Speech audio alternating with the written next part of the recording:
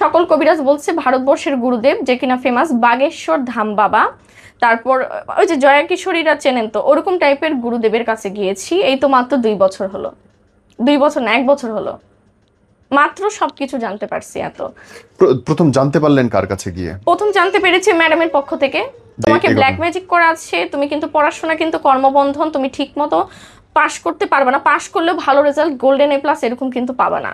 তারপরে কোথায় গেলেন? তোমাকে সুস্থ হতে হবে, তুমি তোমার এলাকা বা ভারতবর্ষে গিয়ে কোনো ভালো মৌলানা, কবিরাজ, অ্যাস্ট্রোলজার, যে কোনো সাইকিক যারা, এগুলো দেখিয়ে নিজে ঠিক হওয়াবে বাবা, তারপর পড়াশোনা করতে আসো। জীবন সবার আগে, পড়াশোনার বয়স অনেক পরে আছে, এখনই তোমাকে তাড়াহুড়ো করতে হবে না।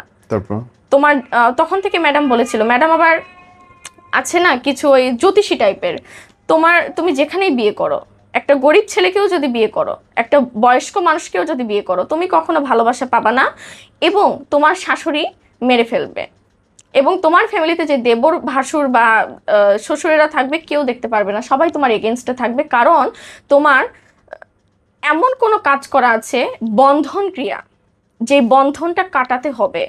তোমার নামে চাবি তালা দিয়ে পুতুল বানিয়ে বিলে এবং বিভিন্ন জায়গায় ফেলাই রাখা আছে, ওটা যতদিন না পর্যন্ত উঠবে তুমি ঠিক হতে পারবে না। এখন তো নাম পরিবর্তন করেছি, আসল নাম দিয়ে ক্ষতি করা যায়, নকল নাম দিয়ে যায় না।